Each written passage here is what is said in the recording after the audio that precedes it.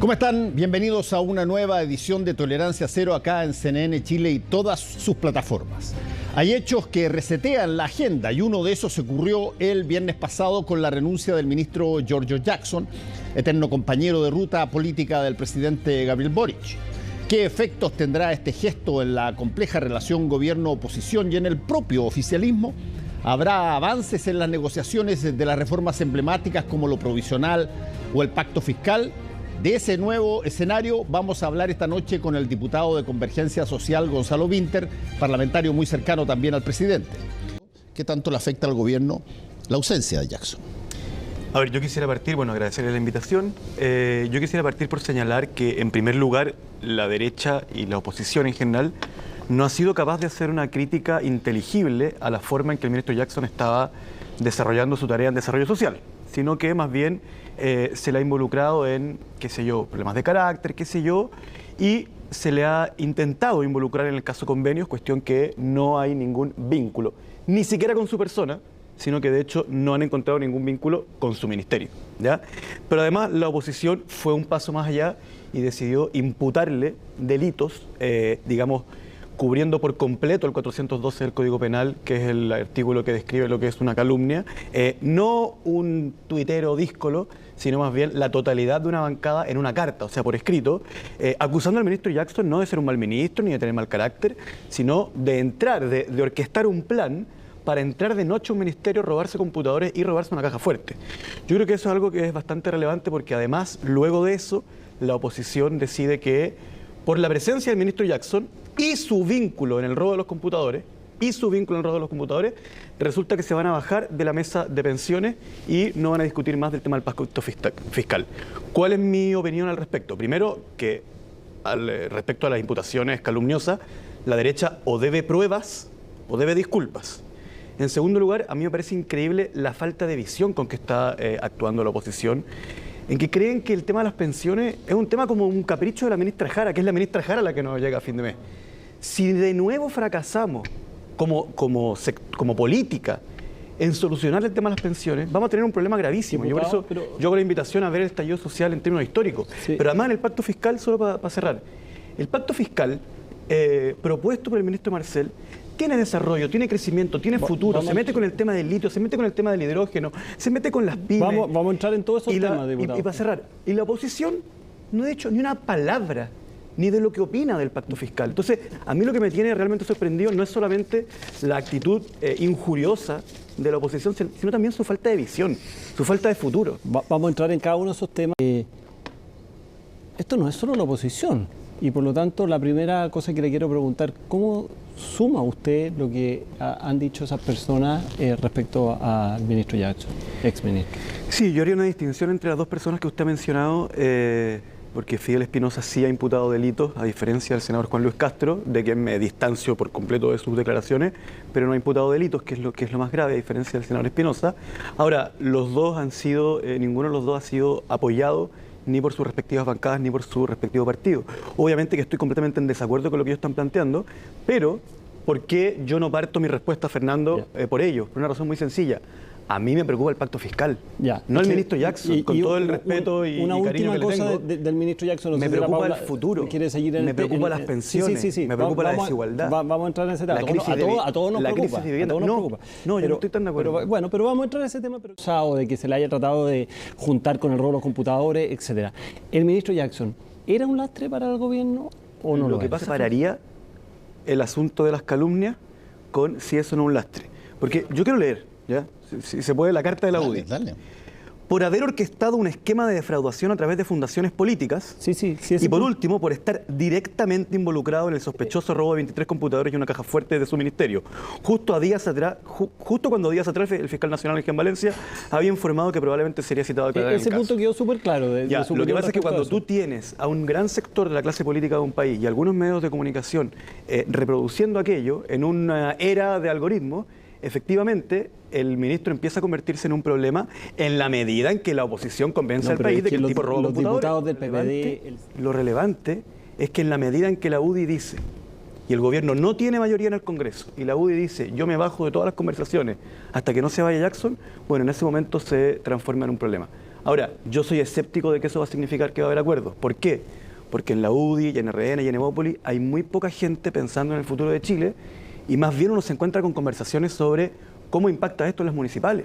O sea, si tú me preguntas sinceramente, yo creo que en la UDI hay un poco de interés de defender el interés de las AFP, pero principalmente hay un temor a que si aparece el seguro social que está planteando el gobierno, van a subir las pensiones y tienen el temor de que el alza de pensiones sea por la ciudadanía imputado al presidente Boric y eso les pueda perjudicar en las municipales. Usted, con todo lo que ha pensado en este caso, ha visto este caso, ¿cree que hay acá, la gente puede pensar que esto puede ser casual? ¿Hay un concierto acá? ¿Hay un esquema de defraudación? A ver, el caso convenio, tú partías tu pregunta señalando que tiene a la gente molesta y desconcertada. Me quiero sumar a quienes están molestos y desconcertados. Digo, por decirlo menos. No, claro, sin tener vínculo con nadie que esté involucrado en este caso y también estar muy sorprendido, porque además yo nunca he trabajado propiamente ni en un gobierno regional ni en el gobierno central, por lo tanto también me he ido sorprendiendo con cómo funciona esto. Yo creo que el caso es un poco más delicado aún, porque si fuera una banda criminal que se extendió a lo largo del país, bueno, a esa banda se le investiga y se le mete preso. Yo creo que esto es un poquito más complicado, porque tengo la impresión de que al ser tan transversal, gobierno central, seremías, gobiernos regionales, de oficialismo y oposición, ¿cierto? Teniendo estos mecanismos, con la ley de presupuesto antigua, con la nueva, etcétera, yo tengo la impresión de que hay personas que han incurrido en una actitud corrupta, sin lugar a dudas, y que es el problema principal, pero también tengo la impresión de que nuestra institucionalidad ha ido siendo negligente en hacérselas difícil, o más bien ha ido poniendo incentivos a través de un Estado que tiene un exceso de tareas que no ejecuta por mano propia, a mi juicio. Y ahora, diputado, pero sí, este caso partió con Democracia Viva, que son... Yo no creo que haya una orquestación, por ejemplo, entre Democracia Viva y el caso Polizzi, que está vinculado al gobernador Rodrigo Díaz. Creo que hay una institucionalidad, y aquí también significa un mea culpa como legislador. Hay una institucionalidad propicia para que determinadas personas, como las que hemos mencionado ahora, se aprovechen de eso. ¿Es un golpe duro al Frente Amplio y que haya personas del Frente Amplio involucradas en esto? Durísimo, te lo concedo por completo. Y es una vergüenza y por eso yo creo que nuestro gobierno tenía una actitud bastante proactiva de esto que el presidente ha llamado el caiga quien caiga, ¿ya? Convocando a una comisión, etcétera, y tratando de tener una política de Estado y no cayendo en el empate, porque ahora están apareciendo también fundaciones vinculadas a el gobierno anterior, o por ejemplo cuando nos dijeron que este gobierno había cambiado una glosa presupuestaria para las defraudaciones, cuando en realidad era una glosa presupuestaria que venía en la ley de presupuesto 2022, por lo tanto presentada por el presidente de la República el 2021. Yo creo que hay una institucionalidad propicia para aquello y que eso es una vergüenza, tanto desde el Frente Amplio que haya militantes nuestros involucrados, como esto de la institucional. Pero me quiero meter en el tema de la superioridad moral, porque sé que es un tema que a mucha gente le interesa bastante. A ver, yo personalmente creo que... yo tengo la interpretación de que lo que dijo el ministro Jackson en aquella ocasión era que, o lo que quiso decir, si todo el mundo te entiende mal, obviamente que tú te equivocaste al decirlo, pero lo que yo creo que él quiso decir es que las sociedades, en la medida que avanzan, culturalmente van valorando distintas cosas. Sin embargo, con lo cual yo estaría de acuerdo. Sin embargo, lo que se terminó instalando es que esta idea como de que determinadas personas nacidas en una determinada época seríamos mejores personas que otras. Si aquella fuera la tesis que gobierna el Frente Amplio, yo quiero distanciarme de ella de manera bastante radical, porque mi formación intelectual, buena o mala, con todas las deficiencias que tiene como estructura metodológica a la historia de Chile. Eso significa que yo tengo una observación crítica y una observación de admiración respecto de todos los procesos políticos de Chile desde la independencia en adelante. Tengo alguna admiración y alguna crítica por el grupo de Martínez de Rosas, de Carrera, de O'Higgins, por el anarquismo, por el ibañismo, por la concertación. De quienes criticaban el Frente Amplio, que era la concertación, que no era de la época de Martínez de Rosas. A lo que me refiero, no, y de la concertación también tengo observaciones muy valorativas y muy críticas también. A lo que voy es que para una persona que tiene esa estructura, la idea de que si yo hago un radio temporal en torno a mi nacimiento, esas personas serían mejores personas, es una idea tan absurda como suena. Sí.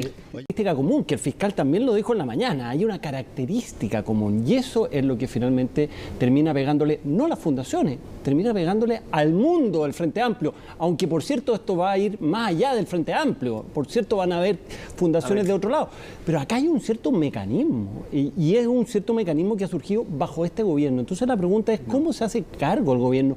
Más allá de frases rimbombantes que todos los presidentes dicen de que caiga quien caiga. Dije, esto no lo hemos dicho, pero quiero sincerar qué cosas sí hemos dicho. El Frente Amplio le toca aparecer en la política en su esfera decisional, porque llevaba mucho tiempo en política previamente, de manera coincidente con el momento en que estallan SQM, Corpesca, Penta, SQM, es más o menos coincidente. Entonces yo lo primero que quiero decir respecto a eso es que nosotros fuimos durísimos respecto a esos casos y a mí me parece bien que hayamos sido durísimos, como me parece súper bien que hoy día la derecha sea durísima con el caso de Democracia Viva, ¿ya? Sin embargo, ¿qué distinción quiero hacer? Nuestro planteamiento en esa época, es verdad que nosotros pusimos mucho énfasis en eso. Yo mismo puse mucho énfasis en SQM en particular. Mi planteamiento no es nosotros somos más éticos o tenemos menos probabilidades de que alguno de los nuestros cometa un delito, sino que más bien lo que nosotros dijimos es, aquí hay una ideología que no es un tema de robar, sino que hay una ideología que considera que ponerse desde la política a disposición de los intereses del gran empresariado es hacerle bien al país. Y nosotros cuando surgió el Frente Amplio, teníamos la hipótesis de que de hecho en muchas ocasiones, no en todas, pero en muchas ocasiones, los intereses de SQM, los intereses de un banco como Penta o los intereses de Corpesca podían en determinados aspectos ser contradictorios con los de la mayoría del país. Entonces, nuestro punto no era es imposible que alguien en nuestro mundo, sino que nuestro punto era nosotros no nos vamos a poner a disposición de Corpesca ni de SQM porque vamos a representar otros intereses.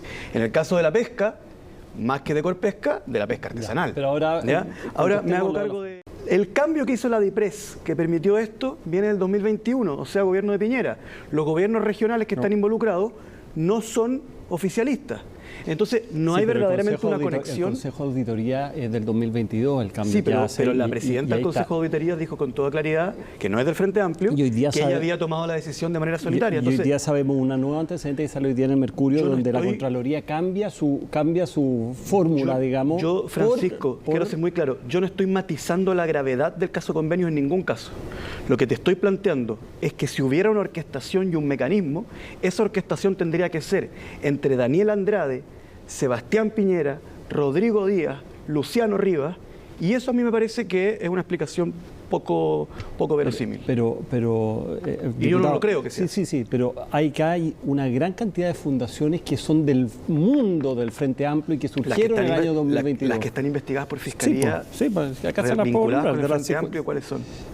Democracia Viva.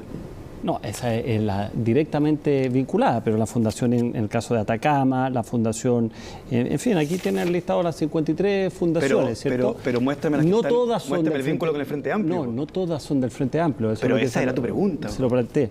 No, en tu pregunta había una afirmación.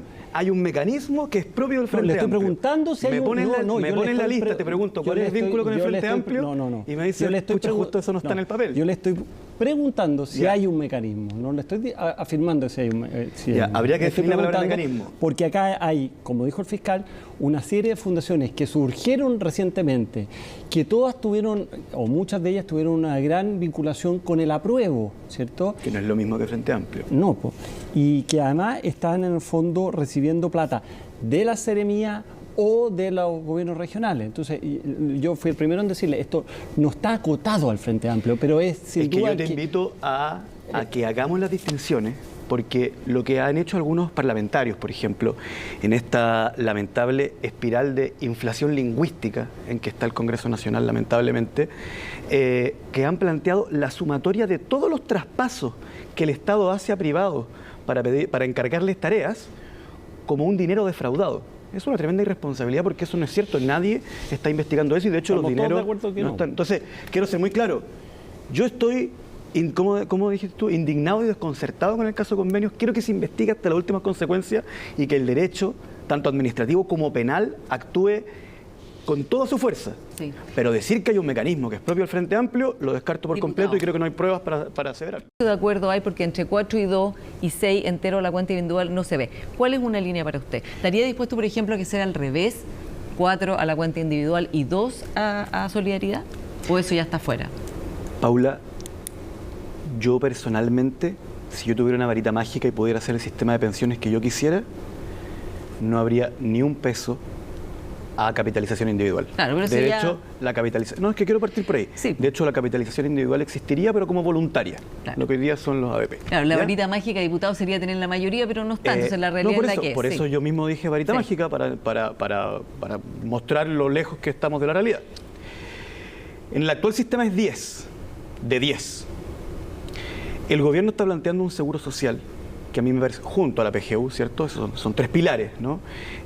Un seguro social que a mí me parece que está extremadamente bien construido, que no es cierto lo que está diciéndole la oposición a la ciudadanía respecto de que ese seguro social van a agarrar su plata y se la van a pasar las personas que no cotizan, porque el seguro social, de la forma en que está construido, tiene elementos individuales también. O sea, a ninguna persona le va a llegar la misma plata que a la persona de al lado, porque el seguro social se va a calcular en virtud de cuánto pusiste, de cuánto trabajaste, etcétera, y no le va a llegar ni un peso del seguro social a las personas que no cotizaron formalmente en ninguna ocasión. Y al que cotizó más, le va a llegar más del seguro social. Y lo único es que, perdón, Sí, para ser muy claro... Sí, le digo nomás porque eso hoy día no tiene los votos para eso. Según los cálculos, cerca del 85 a 90% de los cotizantes recibirían más de lo que pusieron, ¿cierto? Y es un porcentaje muy menor los que recibirían menos de lo que pusieron, pero aún así ese menos es muy menor. Entonces, yo soy de la idea de que para que suban las pensiones es necesario tanto la separación de la industria, que es fundamental, como la creación de este seguro social, y creo que este seguro social va a poder subir las pensiones de manera urgente en la medida en que entre el 6%. Pero no tiene los votos para eso. Yo diputado. sé que no tenemos los votos para eso y por lo tanto estoy dispuesto a ceder y eventualmente a votar a favor de un sistema que a mí me parece malo, porque lo que podría quedar en un 3 y 3 es un sistema extremadamente parecido al que yo aborrezco. O sea, ¿preferiría nada a 3 y 3, Pero creo por ejemplo? que si no logramos aumentar, o sea, creo que tenemos que aumentar sin lugar a dudas la cotización, sin lugar a dudas crear el pilar del seguro social, sin lugar a dudas aumentar la PGU, que en realidad no es propiamente de esta reforma, sino más bien del pacto fiscal, y sin lugar a dudas la separación de la industria. Ya, pero si es 3 y 3, por ejemplo, ¿usted prefiere no concurriría a ese acuerdo? ¿Preferiría quedarnos como estamos? Yo podría eventualmente concurrir a ese acuerdo Ya. si tengo la impresión de que eso va a destrabar Ya, las negociaciones. Pero quiero ser muy sí. claro con algo. El problema de estas negociaciones es que la derecha considera que si se crea el seguro social van a aumentar las pensiones no poco y bastante pronto. La derecha tiene un temor tremendo de que eso le repercuta en popularidad al presidente Boric, Sí, eso y es por lo lo que tanto dijo usted. ellos consideran que en realidad no ganan nada Ya. sacando alguna reforma de pensiones.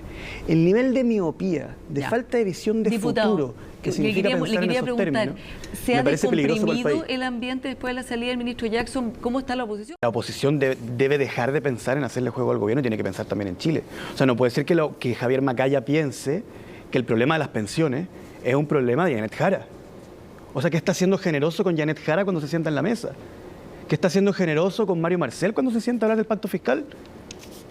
Cuando la situación que tenemos como país es de estallido tras estallido por la desigualdad, donde hay un sector del país que históricamente siempre se siente que ha crecido como chusma y que cuando adquiere conciencia de ciudadano quiere exigir su condición de ciudadano. Entonces, yo mi llamado a la oposición es, esto no se trata solamente de qué te voy a dar a cambio, se trata de también cuál es tu nivel de patriotismo. Oiga, diputado.